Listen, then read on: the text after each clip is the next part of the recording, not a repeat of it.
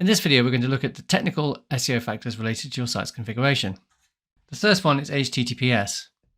HTTPS is a secure version of HTTP. It helps protect sensitive user information like passwords and credit card details.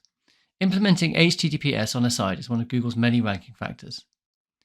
You can check whether a site uses HTTPS by visiting it and looking for the lock icon on the address bar. So here's an example from Google, Gmail. There's a little lock icon here.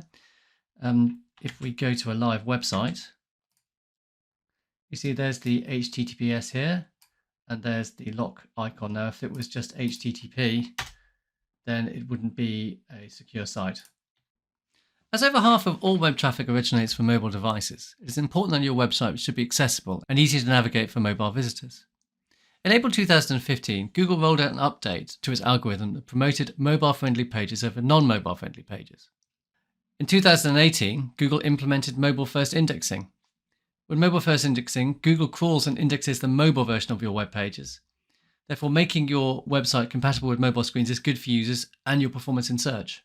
There are several different ways of configuring your website for mobile, but Google recommends responsive web design, and that's where you have a single version of the site which will resize to the device. If you're interested to know how mobile-friendly your site is, you can go to this URL, which is Google's mobile-friendly tester. Seeing how your website looks in different browser sizes is really easy from Chrome. If you go to a website and then left-click and then click Inspect, this brings out the Chrome DevTools. If you then click this little icon here, you can see how it looks in different size browsers. If you click dimensions here, you can choose different devices. So let's choose a, say, Galaxy Fold device. That's how it looks on a Galaxy Fold device.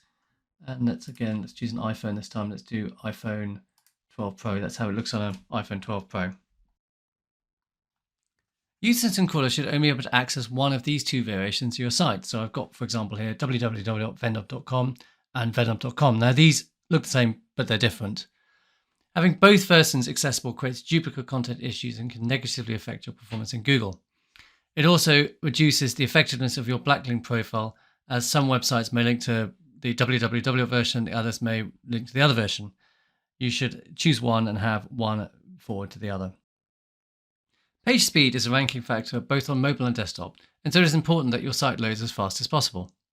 You can use Google's Page Speed Insights tool to check your website's current speed, and that can be found here at pagespeed.web.dev. This gives you a performance score from 0 to 100, the higher the better. Google wants to serve content that loads lightning fast for searchers. We've come to expect fast loading results, and when we don't get them, we quickly bounce back to the results page and choose a better, faster page. That is why page speed is a crucial aspect of on-site SEO. Within the Google Search Console is a set of performance measures called Core Web Vitals. Core Web Vitals aims to measure real-world user experience for the page's loading performance. Google recommends that site owners achieve a good Core Web Vitals score for success with search and generally to ensure a good user experience. So to test your website speed, go to Page Speed Insights and put in your URL and analyze. And it will give you a breakdown of your website's performance. You will need to discuss these performance issues with your website developer. It'll give you a different score for mobile and also for desktop. Get similar results under Core Web Vitals. If you go into the Search Console and then your domain and then Core Web Vitals, it'll give you a list of URLs and it'll have the ones which it thinks are good and need improvement and poor. Then it'll give you information here about what is required to improve them. Structured data helps Google better understand the content of your page. Furthermore, by adding the right structured data to your markup code, your pages can win rich snippets. Rich snippets are more appealing search results with additional information appearing under the title and description. So for example here, this is for a recipe. The rich snippet is this bit here at the bottom, and that will come from the structured data of the page. The benefit of rich snippets is they make your pages stand out from others, which can improve your click-through rate.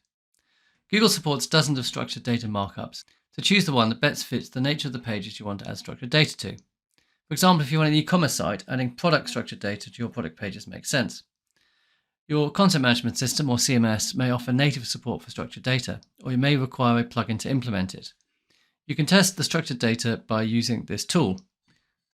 If we go into Google search page and we do a search for a product, this is a pram I know, search for that.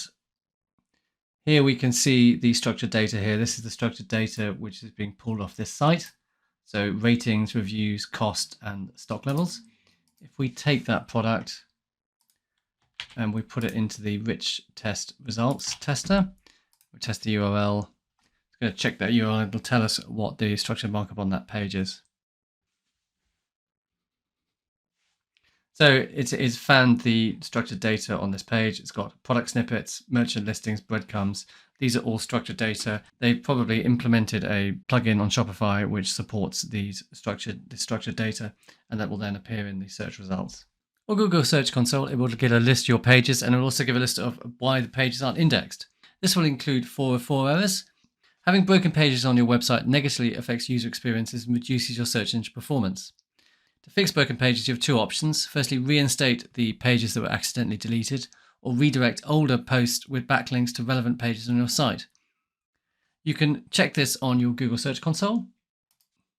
If you go onto Google Search Console under Pages, it'll have a list of reasons why pages aren't indexed, and it'll hit down here, it'll have Not Found.